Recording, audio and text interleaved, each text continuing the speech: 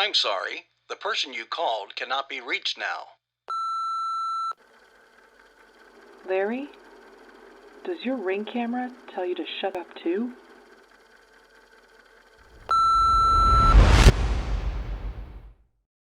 What are we going to talk about now? We're going to talk about what I just said. What we're going to talk about. I wasn't paying attention. We're going to talk about you eating my pizza. Yeah! Yeah. Welcome to LK for everyone. And if you don't know yet, the LK stands for Larry Klayman, and that's LK the number 4, every the number 1. That's where you can find us on Twitter, Facebook, that none of us seem to be on, Twitter and YouTube, and also our host site, amgreatness.com. And joining us again in the studio is one of our fabulous, sometimes contributors, the great Ashley Hamilton, great actor, great songwriter, great friend, great talent on loan from God, as Rush Limbaugh would say. Truly a talented individual. And then there's Larry Klayman. The ultimate optimist. Gentleman and Larry Klayman. The ultimate optimist. And one of the, you know what, I'm just going to say this. If you really are curious about Larry Klayman, buy his book, Whores. And you get it at Barnes & Noble, Amazon still, or you can That's make not the kind that Pablo pays for. Right? No. But you can make a contribution to Freedom Watch, and I'll send you my 4-volume work, Essays of a Mad Man. Yes, and the book that I got introduced to you with, and it's only a guy, only a madman would hand a person he just met and a guy that he sort of knew 8 books. We got to introduce our background guest. We have one fan here, Pablo. Pablo, say hi. Our biggest fan is... Just so they know you exist in the background. He's our equivalent of Ed McMahon. Yeah, we got one fan. Our Latino Ed McMahon. Yeah. And in the intro... Okay, you're done. Probably go back. Pablo, enough. And in the intro... I've never seen a camera like that. And in the interest of full disclosure, he really is a San Francisco 49er fan because he's from there. And I want to tell you something very fascinating. Not originally from. I love Larry, and Larry is a very, I don't want to say conspiratorial person because I don't even believe in that word anymore. But you are a person that believes that everybody is watching. And I find it so ironic that in your office, that we won't say where it is, but in your office, you have every single piece of equipment that allows the government to be watching. Like I said to you earlier, the government... You got to stop saying that because nobody knows what earlier is. The government can get into your underwear regardless, okay? I mean, I had a situation where... Nobody wants to get into your underwear, trust me. Right. His girlfriend's in the next room. But, I mean, I bring a lot of cases against terrorists and people like that. I don't have something on my door or on the marquee. You got to be careful. Then stop eating in the same place every night. And don't have a watch on your hand. I hate, as you know, I hate that word conspiracy theorist because that's the word that was used during JFK and all the stuff that happened. The certain organization that's with 3 letters said make sure you say conspiracy theorist. And so what conspiracy theorist does is discredit the information right away. Well, it's ridiculous because conspiracies happen. It's just 2 people acting in concert to commit a crime. I used to have a bumper sticker at Judicial Watch that said Clinton happens. Conspiracy happens. Okay. And it is one of those words that to shut people up, right? You call somebody a conspiracy theorist, nobody wants to be labeled that. It's calling somebody a racist, it's calling somebody a homophobe, a transphobe, an Islamophobe. It's the same thing with calling somebody a conspiracy theorist. All of a sudden they're having to defend themselves from not being something. Well, even when Samsung came out with their TVs, they warned people that they could record people, and it's the number 1 selling TV. I mean, Larry's right about that stuff. They can listen into anything. They turn it on. Yeah, that's it. I was in a soundproof room at the FBI field office in Washington, D.C. with a whistleblower who was allegedly revealing mass surveillance against the American people. And before I went up to this room, the 2 agents said to me, Larry, turn your phone in to the desk here. They'll hold it for you. I said, I can't because I'm expecting a call. I said, well, make sure you turn it off. And I turned it off. I had a Samsung phone. And while I'm sitting there and my client's being videotaped with his interview, he had received immunity, it turns on by itself. And the intelligence agencies wanted to know what was going on. They turned it on. That's crazy. See, I don't doubt that at all. And I got to tell you, things that I used to doubt, that I used to be skeptical of, that I would label people as, I truly, I've changed I've found religion on Give me that old time religion. If it's good enough for Jesus, it's good enough for you. I'll give you that. That's all Larry claiming. But one of the things I wanted to also talk about was this idea of intellectual honesty. You know, we love to. But when we're talking about Bernie Sanders, I've been hearing this a lot lately, and it really scares me. Bernie Sanders is there's so many things I want to say that I won't say negatively about this person. Why not? Because of his faith, and me being of the same faith. He has no faith. He's an atheist. It's because it's very inciting, his and I don't. Unfortunately, rubs off on the rest of us. Yeah, he has no faith. But literally, if I were president and I were going to be in Wisconsin, and I were going to be like, if I were whoever's going to be debating Bernie Sanders in Wisconsin or any of these other states, I'd be like, so Bernie, how come you didn't invite me to your bar mitzvah? You know, I would keep on bringing up these. Because he wasn't bar mitzvah. I know. I'm sort of kidding around to the fact that nobody in Wisconsin or these places will actually vote for him. But he'd be more likely eating hummus at a mosque. But I'm just so sick and tired of people calling a socialist, a communist, whatever he considers himself, who had his honeymoon in Russia, an intellectually honest person. That somebody describes himself as a communist or a socialist that's killed over hundreds of millions of people. That they say this person is intellectually honest. This disgusts me. Socialism, communism, Nazism, fascism. It's alive and well, and it's not kosher, so to speak, to use the Bernie theme to say communist. You can say Marxist, but Marxist is communist. And I've been dealing with some communists lately on bar committees and things like this, and how they wind up there. It blows your mind. But these people exist, and they're lurking around us. They're lurking in Hollywood. I mean, suppression of speech, suppression of free thought is that. I don't care what you want to label it or how you want to label it. That is pretty much the definition, right? You take people's guns, then you take their speech. Okay? That to me is... Well, Hollywood they're like Italian communists, okay? They got so much money, they got their Gucci shoes, their Hermes belts, their Ferraris, but they're not really communists as far as the way their lifestyle is. Yeah. But everybody else can be communist and live, with lesser means. No, but it frightens me, this romanticism of evil, this romanticism of I don't even know how you make. I mean, I guess the university systems. I don't know this romanticism of Bernie. Right there. Yeah, it is. That's how they start. That is how they start, because this romanticism of the Bernie Sanders of the world. And let me just tell this to everybody. Go to any temple in Brooklyn, you got one crazy Bernie Sanders sitting in there screaming how everything should be free. Okay? There's nothing cute about him. There's nothing romantic about him. Every synagogue. So it went from a big discount to free. But Steve Croft interview, and I love how they like to whitewash that, but it's actually the Steve Croft interview, and I know he admitted it. But more than that, I know this because I had written a piece about 4 years ago for the American Spectator, where I called him a Nazi collaborator, and the editor emailed me, or one of the editors, he had emailed me, and he goes, "Oh my God, I had to double fact check you because I didn't want to be sued." He goes, "I just saw the 60 Minute interview where he the worst part was he doesn't even repent. He doesn't say repent. sorry. Right? I don't But what's so that those people have going for them is that what was it first called, the World Wide Web, right? Yeah. The web. What do webs do?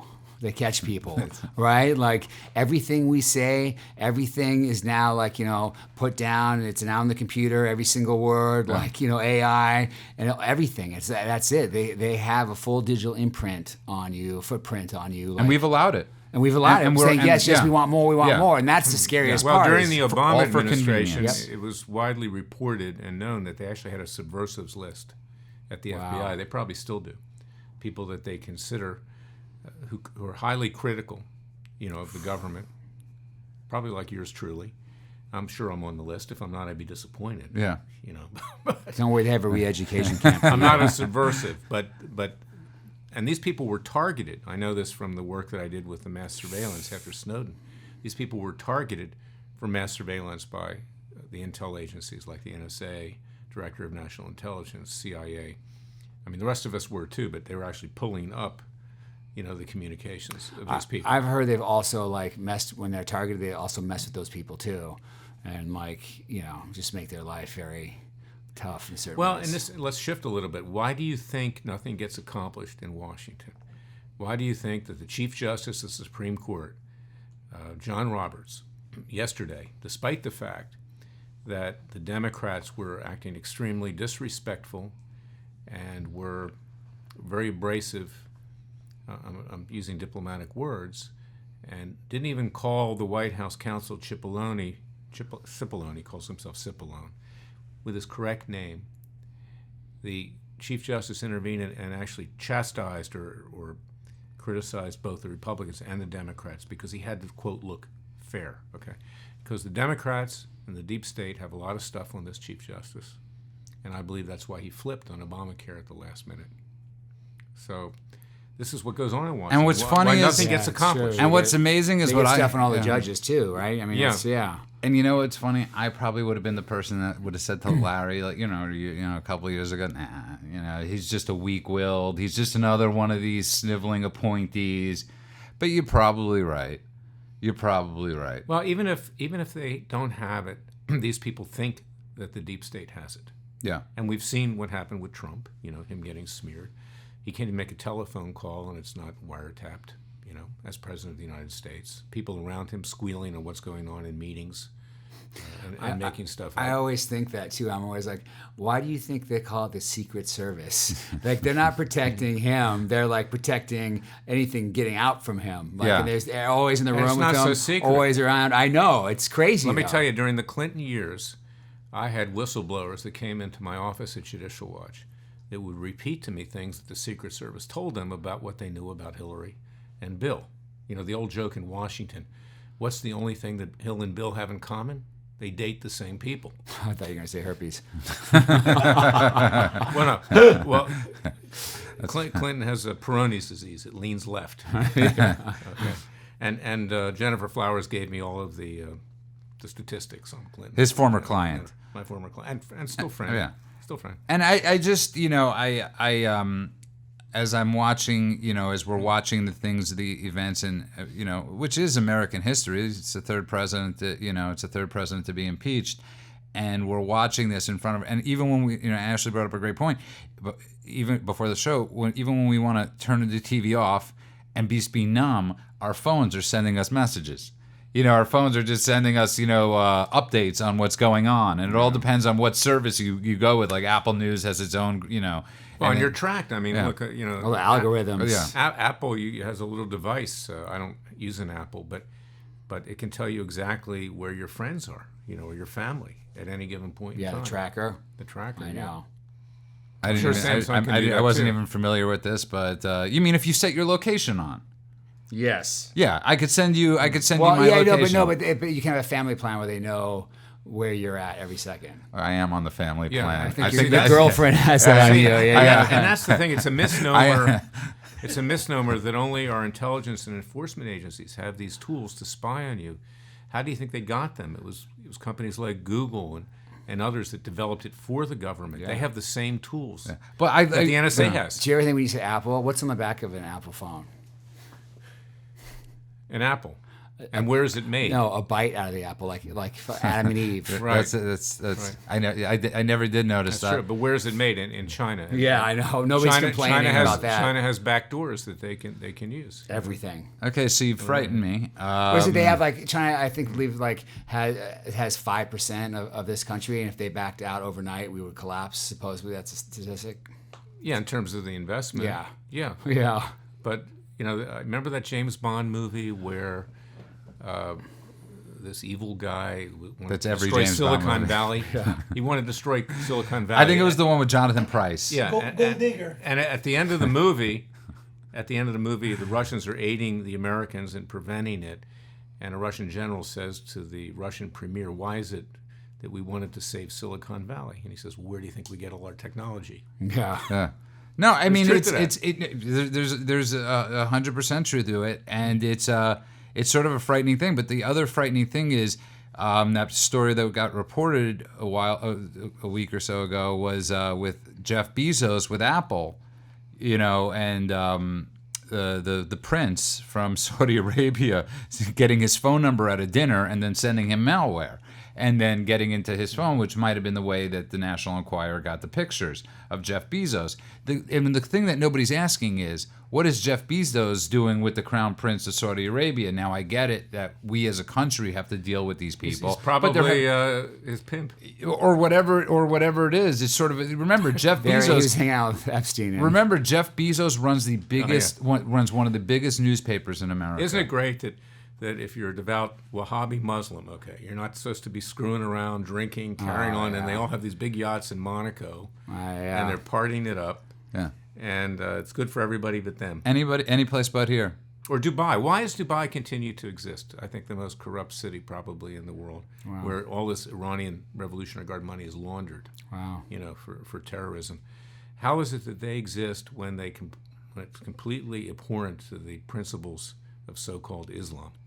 Because they're paying money to keep from getting their throats slit. And they allow to and all the actors and celebrities that go to Dubai, a bunch of whores, and perform there for millions of dollars, and then come out and say how bad we are, or how bad you literally are going to this place. Where I've had girls go, "Oh, I just got back from Dubai." I gotta tell you I'm like, something. okay.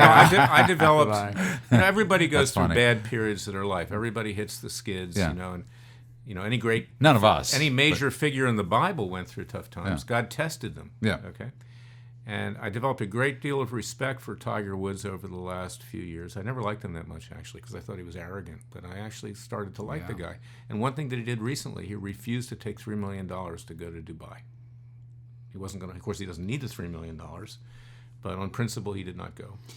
Yeah, we could go off on a tirade about his comeback. That guy's a ninja, next level. What he did. He's great. There's no question. He's more likable now because he failed. Yeah, right. That's what I said. Yeah. He can't, people that come back and resurrect themselves. That's what I said last episode. Adversity makes a man, right? Yeah. It was great. No, you're right though. It's like people. That's why we're in a society that's okay with people apologizing. Like if you actually just made a mistake and you screwed up and but it's there doesn't need to be this grand cover-up. Just come out and then you could be say it and redeem yourself. Yeah, it was a lot of fun watching him, and I know it turned many people off that he got invited to the White House and took that the Presidential Medal of Honor. But who cares? You know what I mean? Like this guy Joe Burrow, he goes, when LSU won the football game, he tweeted, he goes, I don't care if you're a Republican, you're a Democrat, or you don't like politics, or you do like politics. He goes, this is a great experience. And I'm paraphrasing. Just going to the White House is a great experience, and I don't care whose watch it is on there. If you get invited to the White House, it's a pretty cool thing. Yeah. Well, and in fairness, I thought at the time that he probably didn't deserve it, but I rethought it because somebody who does recognize his failings and corrects them and picks himself up off the mat. He's one of the greatest golfers of all time, if not the greatest golfer of all time. Of course, he deserves the award, at they. At the present, I still think Nicklaus edges him out, but he probably will finish as the greatest golfer. Okay, listen, I have no horse in this race. You can argue with my girlfriend. I don't care. No, I really like Tiger Woods. Yeah, but I have no horse in the golf, greatness race. I didn't play golf for 5 years. I took it up again. Do you play golf, actually? No. But you were a huge Tyson fan, right? You still probably are. You liked Mike Tyson. I mean, it was the same thing. When he was trying to come back each time, you were like, come on, man. You just kept on holding out hope that the champ would return. Yeah, I did get so bored of paying for his pay-per-views and watching him because it'd be over and around. Yeah. And like you're just like, okay, like he's got to at least go down once. Yeah. And then Buster Douglas came along, and you're like, oh, and that's when it was all started to unravel. Yeah, it's amazing how one event in this person's life, the one was all the life stuff. Too. Yeah, there's another example, Muhammad Ali. Before that, okay, Muhammad Ali had his flaws. Okay, I really idolized the guy, but they took away his crown. He came back. He actually, was a devout black Muslim, and he believed it. He was fleeced by his own people. Didn't die with much money. But he was pure at what he believed, and you can respect somebody who actually believes in what they're as long as they're not doing. running for president. Okay, this is where the difference is. You're right, Ali. I respect what he did with the. One question: Yeah, Muhammad Ali in his prime or Mike Tyson in his prime? I have to go with Muhammad Ali. First of all, I met him. I would imagine everybody would say. I would imagine Tyson would say Ali. I don't know, man. It's an interesting Because- story, guys. I don't think Muhammad Ali's hold ever on, been this is- hit. He's never been you gotta hit by. remember- He's never been you gotta- hit by anybody like Mike Tyson. You got to remember when Ashley and I were growing up, Tyson was a god. I mean, there was a video Well, game. we're a different generation. Yeah, so to us, even though Yeah. intellectually we know we know it's Ali, but we grew up watching the Champ. I mean, and we've both met the Champ, and there wasn't, you just rooted for the guy. Well, let me tell you when I met Ali, because I grew up in Bogota. Overbrook Park in Philadelphia, and my parents had a house. They sold it to a white family. We moved to the main line to Penn Valley, where the school system was a little better, and that house was then resold to a black racketeer named Major Coxon, who was Jesus. no pun intended. Yeah. And Coxon was a con man. He would, go into banks in Philadelphia with a lot of his black followers, and they'd eat ribs in the lobby, and they would extort money from the bank when he offered to take his followers out. I mean, but he invited every major black actor and politician and entertainer, and he invited Muhammad Ali there. And I found out because my family was still friendly with the next door neighbors. So I went over there, I knocked on the door, I said, I want to meet the champ. And I came in, it was when he was in exile, because of the draft. Very shy, very demure. He had a little girl sitting on his lap, probably was his daughter in some respect. But he was really a nice person and very modest. It was an act, what you saw. Listen, I think he was probably very insecure, whatever it was, and you're right. Well, he wasn't insecure, believe me. I'm sure in some respects he was, but in him not wanting to go to Vietnam, all the great respect, but just because I intellectually, Well, I don't agree with saying I'm not going to die in no white man's war. I don't agree with that. But look, everybody has their shtick. You know? And he believed it. And frankly, it was a disaster, that war. So I can't blame him for that. You think? 55,000 people dead. And but there's a difference between Muhammad Ali being intellectually honest and Bernie Sanders, getting back to Bernie Sanders, being intellectually honest. And it is a scary thing when we hold up these people. Like Tiger Woods, I love the comeback story, but I'm not going to, I don't really care about his views or whatever it is. It's like this idea of... it could become very dangerous because intellectual honesty became the new... they didn't really know any better. It's they just don't know. Well, Hitler was intellectually honest. Yeah. He wanted to kill all the Jews, the gypsies. Yeah, he was right. He was the mental anybody effect. that was right. The gays, the infirm, the retarded people. I mean, everybody, they're all intellectually. Super race. It's an insane thing. Harvey Weinstein, right? It's like say to the next person, that says. I love how you segue from Hitler to Harvey Weinstein. No. By the way, Boxing to no, because we live in Hollywood. We live in Hollywood where everybody says that Bernie Sanders. Everybody in Hollywood says that Bernie Sanders is intellectually honest. Well, so was Harvey Weinstein. I right? have a friend who named his dog Harvey Weinstein. So Yeah. he walks down the street. Women say, "Gee, that's a cute dog. What's his name?" Harvey Weinstein.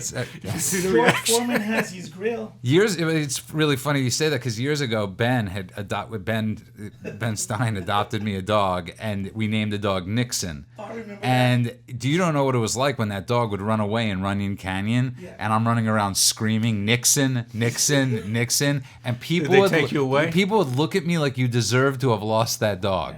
Okay, the dog just would run away, and Well, today nobody even knows who Nixon is, so you don't Yeah, have I'm to worry surprised. Yeah. that's You the. almost lost your arm to that because he was Yeah, like so he strong. separated my shoulder, that dog, as he ran away from me. It was like a pointer. Ben got me a What German. happened to him? about it. Where's that dog today? He's on a farm somewhere, and he was a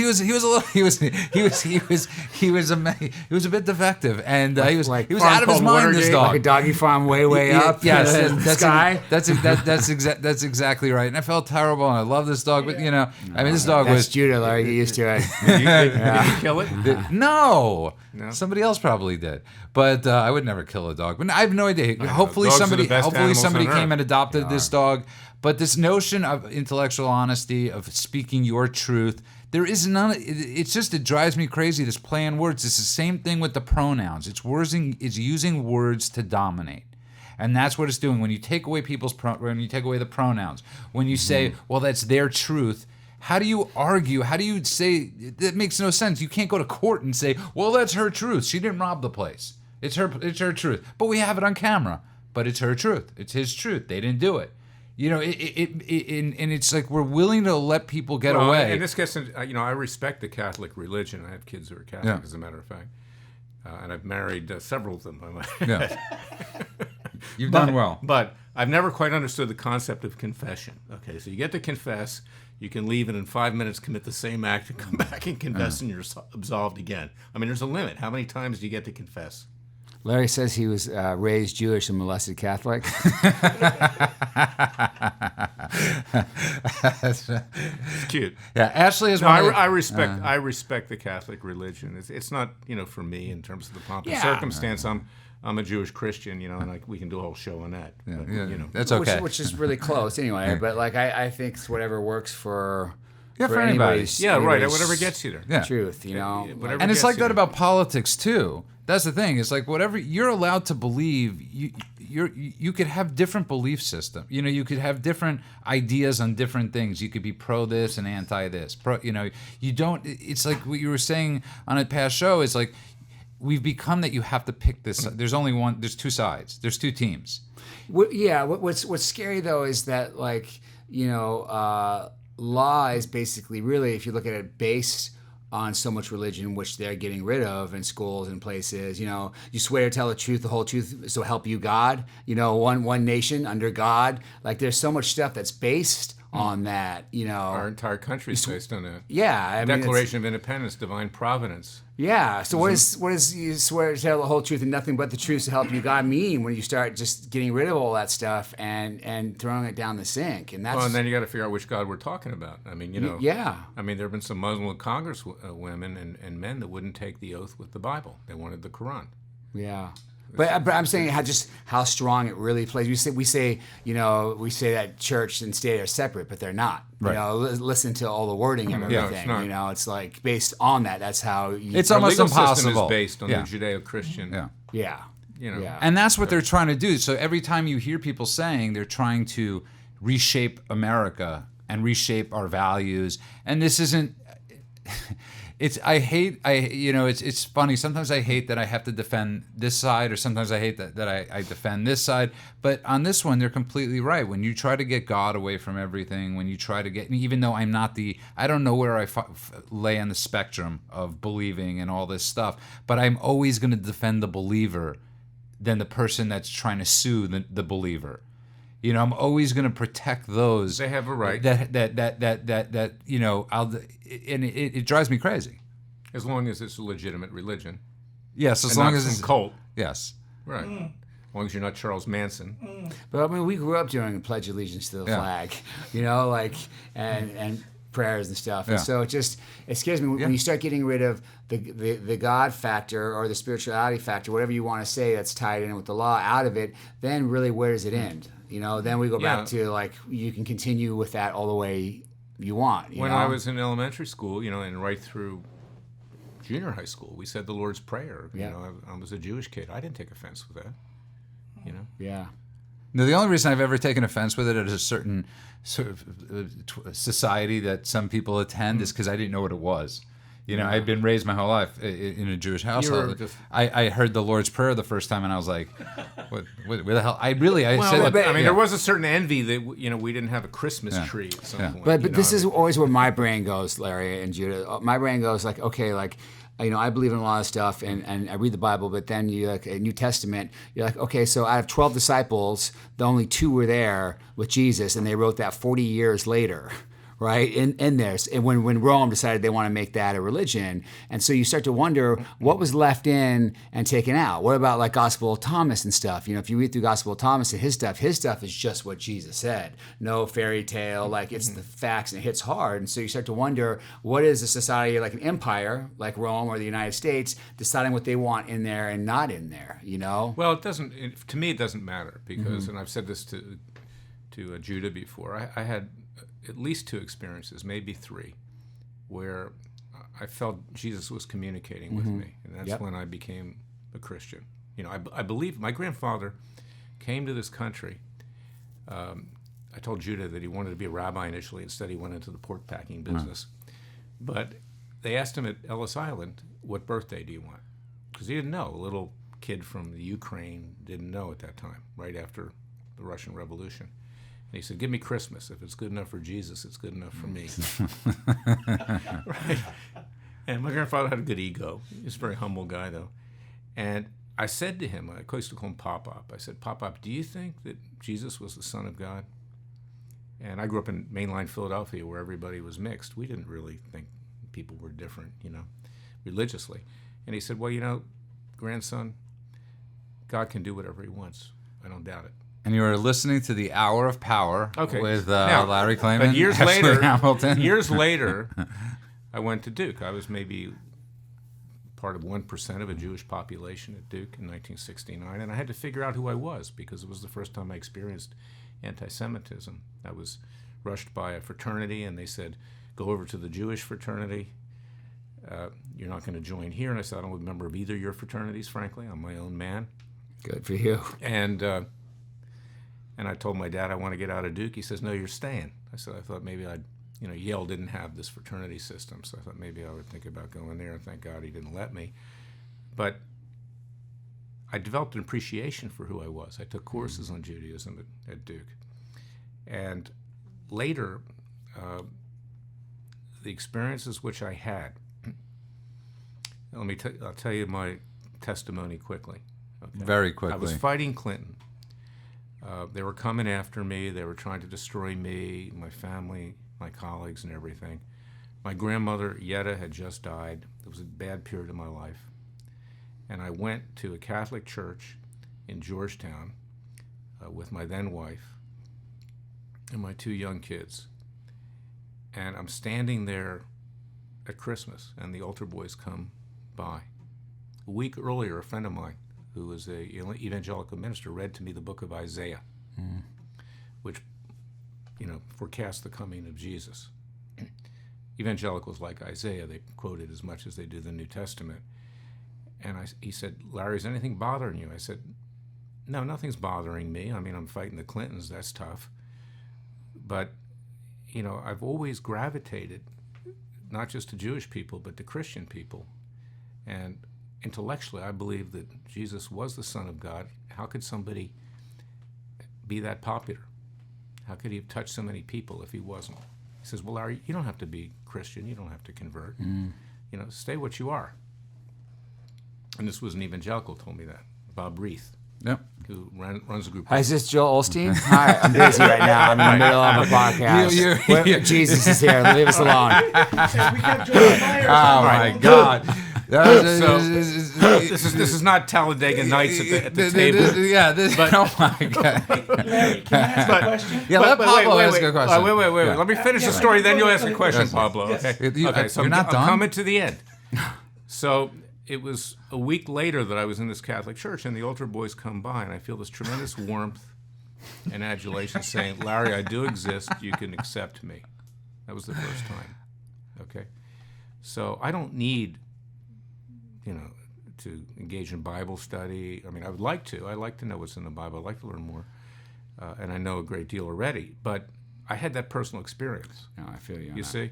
It happened 10 years You're later in a room again. with people No, that have I had agree. different personal experiences with different But personal things that's- and we're not in any way mocking your. That's what it's about. Is in the heart. Yeah. Yeah, I'm In the proud heart. of it. Yeah. I mean, you can't mock it. Pablo, ask Larry a Yeah, tell me. question. This is the point. One question. Larry, This this is is it, bro. question. You got to One come to the question. microphone. One question, Larry. Speak up. Okay, one question, Larry. Okay, so Jesus and Mary, right? They were in planet Earth, right? More or less. And there was like that. I don't know about implanted. There was that place where like you couldn't have nothing from the Hit tree, all-time right? low. Adam and Eve. Adam and Eve, right? Right. So wouldn't it be cool to go and find that place? Because it's in Earth, so how come nobody has gone over there? Well, I have You been to can sit Israel down. 4 times. Okay. And That's a good question. I have been to Israel 4 times, and I crawled into a little cave in the Church of the Sepulchre, in the Arab quarter of Jerusalem. You probably have been there. I don't know. I've some so. It's Judah there. Judah spent time in Israel. Yeah, that's exactly right. Yeah. I mean, now if you go, You gotta cut that out. 'Cause people Now might if you go, think- you'll get stabbed on the way. By some funny. crazy Palestinian. Yeah. But, when I went, You said it. but I crawled into the cave and I prayed, and I came out and I had this. I was dizzy, and I mean, it was like I was communicating with him, at the spot where he was crucified. And so I said to a friend, "What happened?" He said, "Well, Larry, you were making a local call." Ah, I like that. No, Yeah. it's very heavy. No, listen. We've all listen. We're heavy. busting. Listen, both of us, Pablo included, I went to have the our Wailing own, Wall. have our I own, paid homage have- to yeah. my Jewish side. You know, have our own. All had our own spiritual. I'm a Zionist. It's great. You don't have to defend it, Larry. We're okay. Okay. We're not gonna. That's who I am. We're not. You are. He was a great speaker, Jesus, too. I mean, his last set didn't go so well. Well, he I'm told so Pontius okay. Pilate to shove it. Didn't he? So, you got to cut that out because now I just. It's a forgive great me. scene in Passions of the Christ, isn't it? Yes. When he sits standing there with Pontius Pilate, I cried too in that movie. I and did. Pontius Pilate says to him, "Look, just say you're not the Son of God, and I can save you."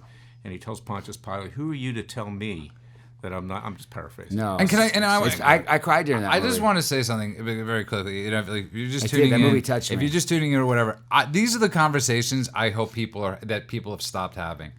These are the conversations that you could have at a diner at 2 a.m, Greenblatt's at 3 a.m, any different place you want to go. These are the conversations I believe as humanity we've lost.